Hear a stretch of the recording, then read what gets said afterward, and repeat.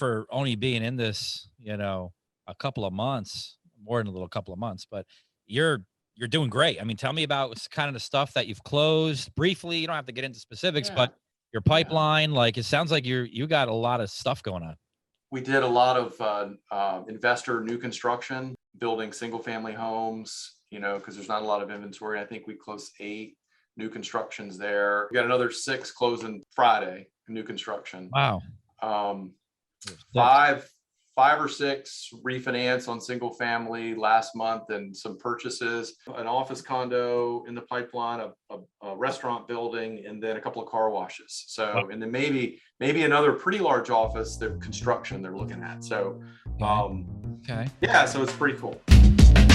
There are just too many commercial loan brokers that don't have a damn clue of what they're doing.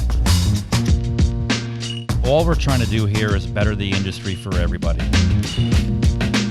At the end of the day, you can make great money in this industry, but in the end, it's all about helping people. People always say, Kris, how can I be a successful broker? It's 2 words, hard work and dedication.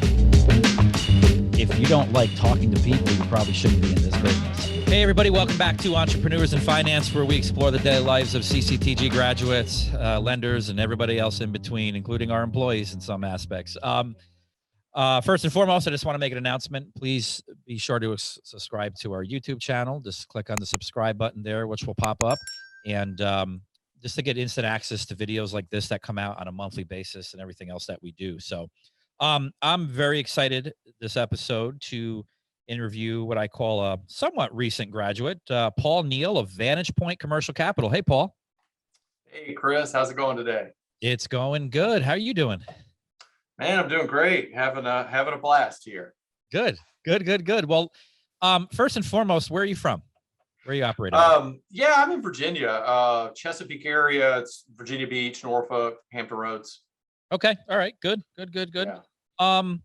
So this is, I always like doing different perspectives, and this is a perspective on I'd say you've been in the business fairly newer than most grads, right? That I interview. You came through in October 2021, correct? Yeah. You were, I think you were held hostage in Korea or something at that point. You were stuck in a room. Right. You were the infamous South Korean class. Yeah. Wow. Yeah. Okay. I'm telling somebody about that. So let me just explain that to people so they get some context. So I've been doing this business for 12 years, and at least the training part of it, month after month, and religiously, I've never missed a training ever in 12 years. I've even morphed around deaths and funerals, and managed to still be there, right? But in this particular instance, in October of 2021, I had to go to South Korea, Seoul, Korea, for a very big client out there that we signed on board that has $17 billion worth of projects. So it was worth my effort to go out there, which we are successfully starting to fund now, which is a good thing. But the one thing that happened was I learned very quickly that South Korea does not play around with COVID tests. And as soon as I got there, you had to take in 48 hours, you got to take a COVID test after you land there. And it turns out I was positive. Now, mind you, I already had COVID. I had the booster. I had all that stuff. I had the vaccine. And I still tested positive. So they literally whisk you away the moment they find that out, and they put you in a room for a minimum of 12 days. And it was just hell. It was brutal hell. And to make things worse, I had a training. I couldn't get back for the training, although I did make it back for the last day, didn't I? I think you did, yes. So we weren't sure if you were going to make it or not. But yeah. So you guys actually saw what we did is we did a tape recording since we do virtual, and Paul was lucky enough to see a previous class of me teaching the whole time, which, I don't stray off the beaten path when it comes to that. I do have a routine with training. So this is a first ever episode to interview, I think, a grad from the non-existent teaching. Kris wasn't existent. Yeah, that's right. We weren't sure if you were real or not, actually, until the last day. But well, that brings me into this. I got to ask the question now. Now that it's all coming back, this is cool. Listen, people are already skeptical enough when they come in here. So think about it. You just plop down, I don't know, 25 grand, and the virtual class opens up, And all of a sudden you get a message from me in South Korea. And like, what were you thinking with that? Were you like, oh shit, is this definitely a scam or what? Well, actually, no, I kind of rolled with it. I thought it was kind of funny, actually.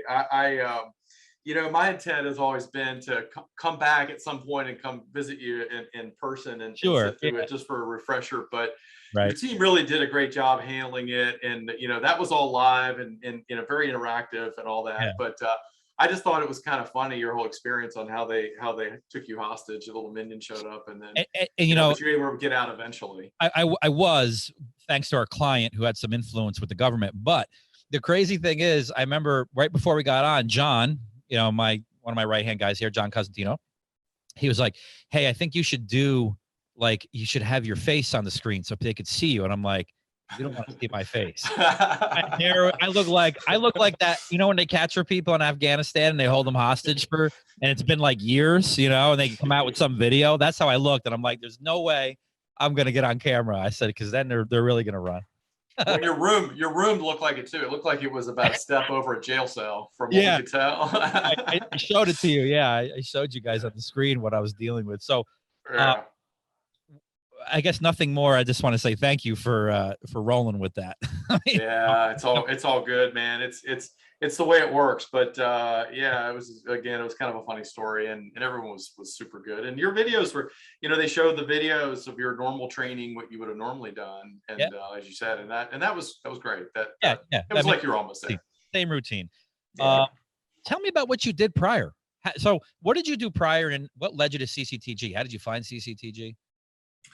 Well, it's a long story, but I'll give you the 30,000-foot view. So I've always sort of been an entrepreneur. So I thought I wanted to be an engineer and went to school for engineering. And back in the day when I was in school, and I liked it, I was good at math and science, but I ended up going into business with my sister and brother-in-law. They had a marketing business while I was still in school. Okay. And really just loved it. And it was the creativity piece, the opportunity to grow and to do something, with sort of no limits, as opposed to I had co-opt when I worked in school. We had this program where you're in school for 2 semesters and they would place you with a real company and you would work as an engineer or whatever, pseudo work, as a student.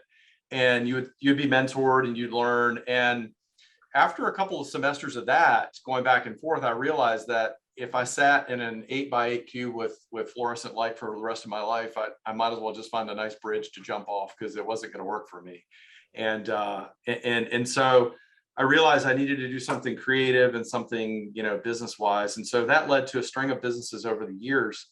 And when I in middle of I guess 2015, 2016, I was in partnership, and we had a document scanning company, and I was getting really bored with that and looking for a way to get out. And the long story short is we ultimately sold that business, and for about 2 years up to the sale, I was trying to figure out what I wanted to do with the rest of my life. I wanted to do some kind of a business, but something that, at that point, now I'm 53, so I kind of know what I like, what I don't like, what I'm decent at, and what I'm not decent at, and looked at a lot of things, and I stumbled upon CCTG. I think it was a web search. I don't remember exactly the original source, but I was looking at franchises, honestly, because I thought that I didn't really want to go through the whole process of setting up systems again and, bringing something up from scratch. And hey, right. I'll use someone else's experience. And I think that's kind of how I came across you guys originally and started. It grabbed my attention, the first day I saw it, because I love, being a business owner, entrepreneur. I love working with that type of person, and I know the challenges that you can have as a business owner, particularly around money. Sure. It took me a while to finally execute and finish up everything and make the decision to ultimately come. And a lot of that was due to COVID, threw things in kind of a tailspin. And so you kind of found us by accident. You were initially looking for a franchise. Yeah. I mean, and honestly, a franchise type business. And, I knew about all the upside of the franchise. I didn't really know about the downside. I even I flew around the country, went to, I think, 3 or 4 different discovery days, and came very close to committing to one. And I'm very glad I didn't. It was after that I ran into you guys in that process, just not really satisfied with what I was seeing. And the money commitment, I didn't really feel like the typical franchise, that the ones that I was looking at, and I saw some of them, pretty intently. They didn't provide, it seemed to me, not that much for the amount of money that I was going to have to invest, and the return and the licensing fees were crazy. So I wasn't really sure what I was going to do, but then I ran into, by accident, you guys. Yeah. Okay. Which is how most people find us. I mean, that's how they tell me how they find us. So, so you took the class. Tell me about the virtual experience. Yeah, it was good. I mean, I had to, be really disciplined to turn off all of my own distractions, because I did it remotely from my house. And so, fortunately, I don't have any kids in the house right now. My daughter's in school away. My wife, she has her own career. So it was quiet, but there's still a lot of distractions, right? So I had to turn off the phone, turn off the, all the other internet distractions, and focus. And actually, I thought it was really good, because I was able to focus. The video audio was good. I was able to put questions in, and John and Mac answered them in a very timely manner. They really try to engage everyone virtually. It was honestly better than I thought it was going to be. I've taken online classes per se before, and I've never been impressed with that experience. Right. So I was really happy with it. And I almost decided to go up there in person. I just had a lot going on in my life at that point. And so at the last minute, I was like, let me go virtual, even though I knew I would get more out of being there in person. It was still really effective for me. And I took a whole book full of notes. I mean, it's crazy. So yeah, really good. And I just mentioned you purchased a gold package, I believe. So yes. Tell me, I say that because people always ask afterwards, what package did he buy? So tell me about that. What was like the first 30 days like after you left, or after the training concluded? What were you doing? So, my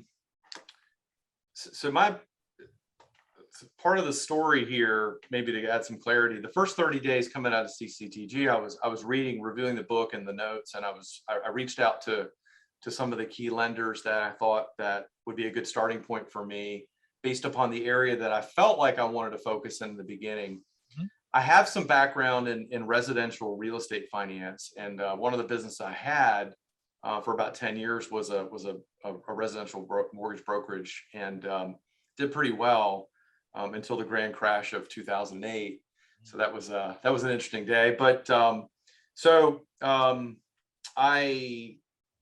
when COVID came in February of 2020, I was really close to committing to sign up at that point and come and just go all in commercial. And then I was really concerned about what's the commercial world going to look like now that the world is turned upside down, when they're shutting people down from offices and restaurants and all that. What's that going to look like? So my wife and my brother said, hey, why don't you go get your residential brokerage license again, because you've done this forever and you had to do it, and the market's on fire and all that, and then you could sort of transition over. So I took their advice and said, well, I'll do that and start working that process. And then when I see what happens in the business world, then I'll sort of make my turn and transition. And so I was quite busy in the residential space in that period of time, even when I came to CCTG. And so it was more of, after that first month, it was just kind of learning products and starting to talk to some companies to figure out how I can sort of pivot in the commercial. Yeah. Okay. All right. I mean, it sounds like you were doing what you're supposed to be doing. As I mentioned, so it's fair to say, since you came in October of 2021, that you really didn't start to get going until when? Maybe December of that? Yeah, December. I started talking to my network and people that I knew earlier than that. In fact, I started talking to them about a year before I came to CCTG. Oh, wow. Yeah, because I was trying to sort of in my head wrap my arms around, is this something that I feel like that I could really do and that I could enjoy doing? And is there really a market for it? And a lot of my friends are business owners, entrepreneurs. I basically pitched everybody I knew for a year, just what do you think? And man, everybody was super positive about it. And they were like, man, I wish I'm part of a monthly mentoring group with business owners, and there's about 12 of us. And once a month, each of us gets to kind of present what we're doing, and they get to, blow it to pieces. And so a couple of them said, I never realized that you could go for finance outside of the bank, and these are sophisticated, successful business people with, 10, $20 million businesses. Mm-hmm. And I was kind of blown away, and I was like, wow, okay, maybe this is for real. So, yeah, I was planting seeds along the way. I don't think I got the website launched until January. Yeah. Just because it's my fault. It wasn't you. I was just kind of taking my time, and but I was talking it up and right away, because I figured that, I'm a aim, actually fire, aim, and then see where it went kind of a guy a little bit, Right. And I figured I'd my wife's like, just make a mess and then figure it out, and then we'll clean it up, and we'll figure out how to do it better after that. And, right. Good philosophy. Well, I've always been, like I said, I've always been self-employed and never really could depend on a paycheck. So it's like, well, let's go make a mess and get some money coming in, and then we'll get everything else working, along the way. Right. Yeah. Well, that sounds like a good thing. So I mean, I'm looking at kind of a couple of notes here. I mean, it sounds like for only being in this, a couple of months, more than a little couple of months, but you're doing great. I mean, tell me about kind of the stuff that you've closed briefly. You don't have to get into specifics, but your pipeline, like, it sounds like you got a lot of stuff going on. Yeah. We've been really blessed, very fortunate. Again, through just good contacts and relationships, and honestly, not just that. I mean, it's some of the products and the lenders that you guys introduced to me that kind of blew me away. I had no idea that you could do some of the things that you can do. And so then I just went and took that concept to people that I knew and say, hey, do you realize you can do this? And they're like, no.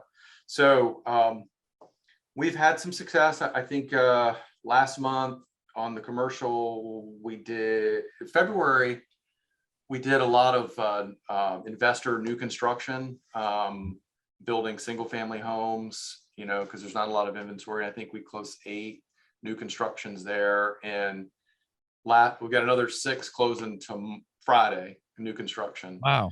5 or 6 refinance on single family last month, and some purchases, a lot of single family stuff, not the fix and flip, but more like the new construction, and then the long-term buy and hold.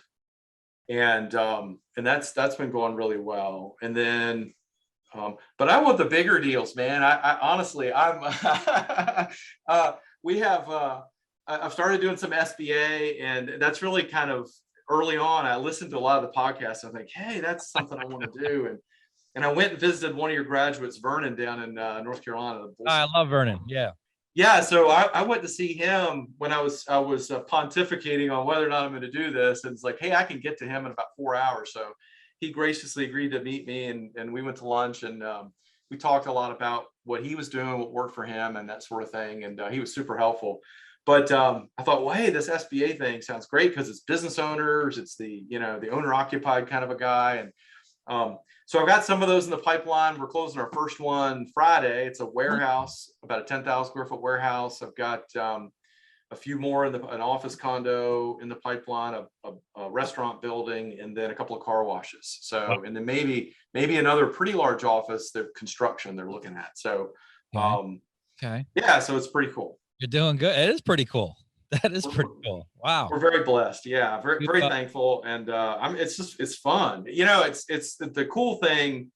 The thing I like so much more than like on the residential side is that every situation is unique. Every client is different. They're situated. They've got a different story. They want to do something different. It's super, super cool. This is the cooler side of the pillow compared to residential.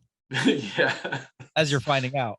Um, Yeah. well, and let me ask you this, because you said you mentioned you had a wife. I asked our other graduate this a couple of hours ago when I did another podcast, and was your wife skeptical, or she was like, you know what, this looks good, like I support you, like what's it, like what it's either or. There's no middle of the ground. It's either like, if you fail, I told you so, and it supports you, or it's like, tell me about that dynamic. She's a gift from God. I will tell you that, and an angel. She would never say, "I told you so."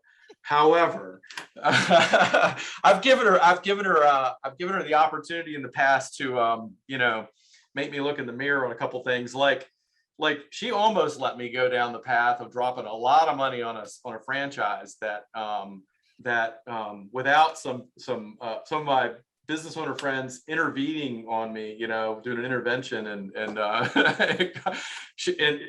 she was so. She's looking at the investment here versus everything else, and she knew what I like to do and all that. She was all for it. She's like, okay, you check these guys out, and and trust me and all that. But yeah, I showed her a few of the videos. She liked that, some of the podcasts, and Cool. yeah. So she was supportive. But yeah, I've given her reason not to from time to time. Yeah, no, that sounds like a good deal though. Yeah.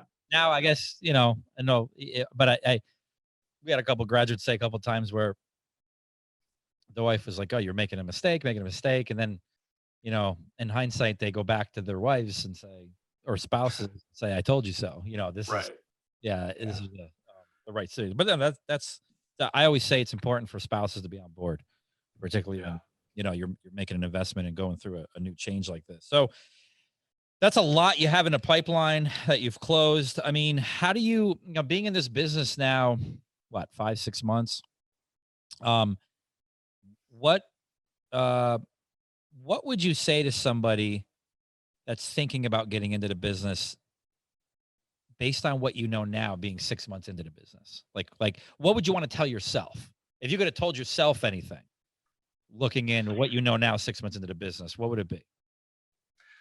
Well, I think nobody wants to admit it, but I think one of the reasons why I hesitated and delayed for so long was just fear, fear of the unknown. Sure. And having, and again, even having multiple businesses and doing a lot of sort of risky things in my life, it's still there. And it's like, nobody wants to fall on their face. And I don't want my wife coming to me and saying, I told you so, you shouldn't have done that, So I think, the fear is real. And I think, it's either, somebody said the walls of fear are paper thin, and, they really are, but it's like a prison. And at some point you're like, you just have to ask yourself, if not now, then when? What am I going to do? If your current situation is so great, then just focus on that. But if you're looking and, you need to do something different, then you need to make a decision. What I think is the coolest thing, and I will tell everyone, is that it's a fun conversation. Every time you talk to somebody, you have a potential solution. It doesn't mean you're going to get every deal. I've heard a lot of no's, and a lot of people don't qualify or whatever. But at least with the breadth of, like, I had a fear of, well, what if I don't know the answer, or if somebody comes to me with scenario, I don't know what to do about that. And the reality is, though, I don't have to know all that. What I learned coming through your training and then follow-up conversations with John and Mac is that you guys can point me in the right direction. There is an answer. There either is or there isn't. But if there's an answer out there, you can find it. And I just think people need, they need what we've got. And I think that, I don't know, I think that, helping business owners be successful is a super high calling in life. I mean, because who else? I mean, so we're if we don't succeed, then it's what do you have? You got the big companies, the big government, the big tech, and pretty much there's none of us left, right? They're gonna own the world. We're all crumbs, I guess, right? I know, right? Sweeping underneath the rug. Yeah, no, I share that sentiment with you. That's so the good thing is you find purpose in what you're doing now. Yeah. right? Yeah, I think, yeah, that's right. Cause you're helping. I mean, you're not punching a clock. You're not just, making the donuts, as the guy used to say, every morning. You're really, I mean, it's, you're making an impact on not just that person and their business, but the downstream, ripples in the pond with the family, the staff, the community, all that. Because when you get a successful business owner, what I found is they get a bad rap. Business owners are greedy and all that, but the reality is business owners are some of the least greedy people ever, and they're the ones that help their employees. They're the ones that help their community. They have the resources and the influence, and so yeah, that's a great way of looking at it, for sure. So I'd say, yeah, there's fear. You could lose your money, but I would say you're only going to really lose your investment if you just don't, take a step forward and then just keep taking steps forward along the way. And, Yeah, there's going to be hiccups along the way, like anything, and we'll figure it out together. That's what we're here for. That's what support's for, right. No one's saying you're going to be, you're not going to have any challenges when you leave here. You're certainly going to have challenges. It's just, you won't have as many without being through here, but there'll still be some challenges. Well, I think too, you learn, and I've got a million things to learn in this business, but even in, just in the beginning, it doesn't take that long to learn, the 60-70% of the things you need to know to really start moving in the right direction. The other stuff just comes over time and experience. And I don't think that there's no substitute for that. I don't think you can go to any class for that. Right. We can lean on you guys and you're there to help guide us through it. But I think if you can get through that first, 3, 4, 5, 6 months of sort of your own head and expectation, and there's going to be a lot you don't know. And particularly if, you've been around for a while and you're somewhat successful in your career or whatever, it's like, wow. I ski and I'm a pretty good skier because I've skied my whole life. But I'm terrified to snowboard because it's like, if I try to snowboard, I have to start from scratch again, and I'm going to be on my butt, and I'm going to be, I see guys trying to do that for the first time. Like, I don't want to go through all that again. Mm-hmm. So you gotta do that here, but it's really not that long of a period, and it's not that painful. I mean, it's actually it's kind of fun, and it's just amazing what you learn, and the situations you run into, the people that you meet is crazy. You never would expect the conversations you're going to have. Wow. That's great. Well, what I'm getting from you is you're having fun. I mean, you seem like you're having fun with it. You're enjoying yourself, right? Yeah. You're not divorced yet. You're not divorced yet. I mean, nah, no. No, my wife loves it. In fact, she wants to come out to Las Vegas in October, whenever the thing is. We're going to come out there. Yeah. I got to keep her away from the blackjack table, though. Yeah. I'm not sure. She's going in June, and she's never been there. She's going with her niece. I'm like, well, go try it. Take yourself $100 or something. Yeah. Look for the $2 tables. Go somewhere where they. Tables. Yeah. That's cool. So, well, we come. There's a time in this podcast now where we, have our viewers get to know you a little more than usual, and so I'll start off with this question: if you could wake up and be whatever you want to be without any training, you could just boom, you just transform yourself into a certain profession or anything for that matter. What would it be? What would it be? or anything. I won't go there, but as far as so there's too much of that going on today, but my profession, I would be a motivational speaker. Wow. I've been around it my whole life, and I just absorb it and love it. I've done a little bit of it, but for fun. And what's crazy today must be motivational speaker day, because the last grad we interviewed said motivational speaker. Get out of here. Yeah, that's okay. He copied my notes. Yeah. All right. Well, maybe you will be someday. I mean, yeah, maybe I will be. Maybe it'll be fun. That'll be the next career. But the cool thing, I think, is like with this business, you can do other things, right? And I think you need to do something like that. I've always felt, well, I got to be successful enough. I have to have the stories to tell and relate to people, the good, the bad. Sure. Yeah. Talk the talk and walk the walk. I hear you. Okay. Yeah. Interesting. What's something that people just meeting you for the first time wouldn't normally be able to tell about you? Right? Anything quirky, anything that like just someone that you wouldn't assume? No, Yeah, I'm pretty introverted guy. you don't come across that way. See, there you go. I know how to play the game. No, here's the thing. Here's the thing. I like people and I like conversation with people, and but you know, people drain me at the same time. And I think that's the definition of introversion. And my wife's like, you Hold on. know, Are you saying that people are not annoying? No, I mean, I no, think they're annoying. people are No, they're annoying. really annoying. Yeah, people are annoying. I hear you. I think that's just a trait we all have. We think people are annoying. I don't think it's anything, introverted. Mhm. I think we all Well, think. no, I think no, but still, it's like, you know, if you give me the opportunity to go hang out with a bunch of people, be the life of the party, or just, you know, hang out with one or two people individually, I'd rather do the one or two people than the big party. And I'm not the life of the party kind of a guy, you know. Okay. I don't mind being on the stage talking to a lot of people, but not the, but then I'm done. Let me walk off and do my thing, you know, and talk to a few of them. Yeah. Okay. Yeah. Let's see. One of the last questions. If you could meet with anybody, uh, living right now or have passed in the entire history of Earth, who would it be? And spend some time with, Well, a couple hours.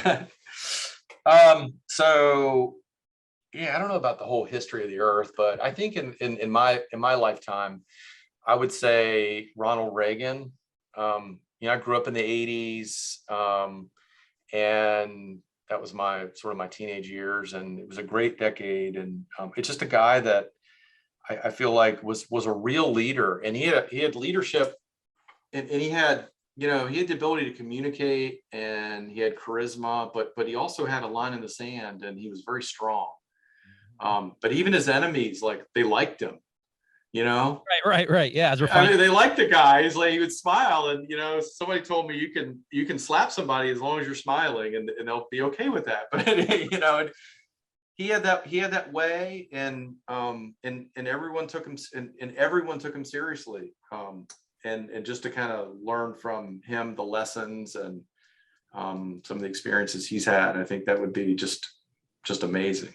Yeah. All right. That's I could understand that for sure. Yeah, he was a interesting, amazing person.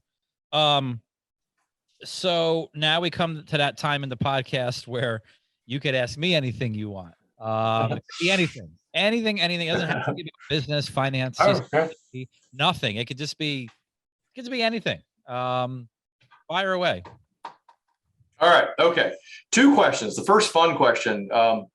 So you've got this interest and passion in auto racing, right? Tell me how did that happen? How did you get involved in that?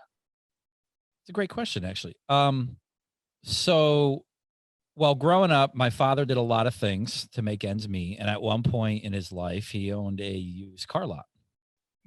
At one point, and with a partner of his, and so he used to. My passion for automobiles came when he would pick me up from school in a different car at one point in my life all the time, and he'd have like Nice. cool cars too, not like muscle cars and cool cars in that, in those days, 80s, right? So like he would that's where there was always a different car in the driveway, because he had a dealer's license. So that's what really I grew my fascination with it. And then obviously I didn't I was that kid when he went to sleep. I had the Ferrari poster on the wall, and just dreamed someday, right? And I'm a big believer in manifestation. I, pretty much most things that have come true in my life, and I know it's easy to say this, but it is coming from a sincere, true perspective. I've manifested. I've actually manifested things and the thing is, what I do at manifestation is I obsess about it. So I think about it all the time, and I have this ability. I think that even when I'm talking to somebody in conversation, I'm still manifesting certain things, right? So it's like on all the time, all the time. I obsess about it. And things have come true in my life because of that. So I'm a big believer in manifestation. Outside of that, though, I've always said, man, like I want to find a way. I don't know how I'm going to do it. It's expensive as shit to do it. It is. It's an expensive hobby, right? I don't know how I'm going to do it, but I'm going to do it someday. And, you know, when I was fortunate enough to be able to, you know, afford it, and I'm not saying I'm this like this big like championship winner racer, but I do like amateur racing, and there's certain clubs or in different kind of divisions you can do kind of what they call it's racing, and it's calculated and it's timed, and you know you can win things, but you know you're not like Lewis Hamilton. So that's, I mean, so I always knew I wanted to do that when I became fortunate enough to be able to afford to do it. Mhm. I got into it. I got some formal training, and boy, you think, even if you know cars, you think you know how to drive. You don't know Right. how to drive until you get on a track and you get some formal instruction. You don't realize certain things. And so that's how I kind of not stumbled, but that's how I Mhm. eventually got into it. It didn't happen immediately, right? I mean, it Right. happened when I could afford to do it because Mhm. you had to sacrifice, right? There's certain things in my career where I had to sacrifice. I knew I couldn't do things yet until I achieved, a certain level of success or income for that matter. But so that's kind of how I stumbled into it. I enjoy it. It's competitive. I enjoy the sport because um, it really relies on you for the most part. It's not like football where it's a team. Right. Um, and it's you can get better and better at it, and you could see the results, right? Because everything's timed, and you can track those results. So I love about it. Very cool. Yeah, Very cool. Can I ask you a follow-up question? sure. Go ahead. Manifesting. So when you say that, what do you mean? Visualization, you see it, you feel it, you have a very crystal I'm, clear oh, goal. I'm going to tell you, manifestation is seeing yourself in an environment that you want to be in, whatever that circumstance is. So if you said Mhm. to yourself, and I don't want to sound cheesy because this is, Sure. but when I mean, like, you know what, I'm going to get a boat someday. I'm going to be on that boat and it's going to be Mhm. this big. And here's what I'm going to be doing. And so if you take like a picture and, Mhm. you put that in your mind and you continuously obsess about it, like Mhm. obsess about it, like you're thinking about it, thinking about it, thinking about it. I'm evident of that. I mean, I'm not just saying that because Yep. it's easy to say that now because things have come true. I've manifested pretty much almost everything in my life in terms of where I'm be, or it could be like an emotion. It could be like, gee, in 10 years, I want to feel like this, which Mhm. means like maybe I'm retired, maybe I'm sitting by the beach and my businesses are self-running and it's like it could be a Right. scenario. Mhm. That's Mhm. what I mean by manifestation. But you Nice. have to, at least I can only speak how I see it. Maybe other people see it differently, but you got to obsess about it. Obsess Yeah. about at one Yeah. point I manifested this training. When Mhm. I said, I want to get to a point where I have this and here's what it looks like. And I have a big conference room and people are coming in and I'm helping Mhm. people and I've met, like, honestly, it's just, it's, Awesome. yeah, yeah, yeah. Yeah. That's awesome because because you read a lot about that, and I think it's a spiritual principle, and it's really cool that you say that Yeah, that and you you live don't that. know, you don't have to have the answers to get there right away. Right. Like I don't, I had no idea how I would get to, being able to race a car. I had no idea. I didn't even know what Right. to do that, right? Uh, Right. but all I knew is I had that image and it was just always in the Yeah. back of my head and I obsessed about it. So That's awesome. Yeah. No, that's good word. That's good stuff. Yeah. good, good, Awesome. good. Um, so yeah, I mean, outside of that, listen, I think I mean, you've only been at this for 6 months, but you're crushing it. All the deals you have in the pipeline, and it sounds like you're having fun with everything. Is there Yeah. any last bit of advice maybe you'd want to tell um, a graduate? Let's take it from there because there's a lot of graduates that watch this that maybe is in the same spot as you in terms of time frame. So maybe it's 5, 6 months out of training, and Yeah. maybe they're struggling. Sometimes graduates don't tell us. Maybe they're struggling, having a hard time. What would you tell that graduate?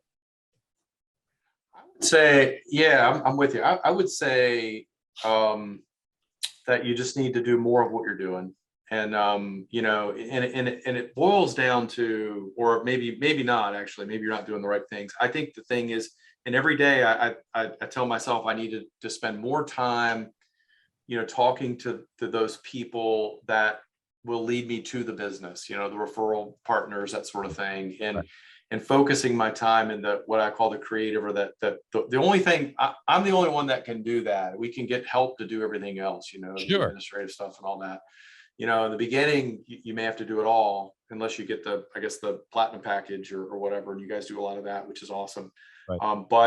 But really, at the end of the day, it's simple. It's a matter of just talking to the people and talking to the people, and deals will come. You know, I just think it's just, you know, I'm very fortunate that my business is developed this way, but I think you have to have a little staying power too, and realize that it's a, you know, it's a marathon, not a sprint.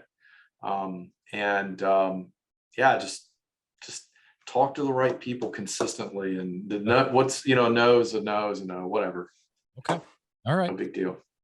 Well, I think that does it for this, Paul. I really appreciate, again, you coming on here, taking time out of your busy day. I know you got a lot going on, particularly at this stage of your business. So thank you so much for giving back here a little bit of just your account of kind of what life is like being a grad after training.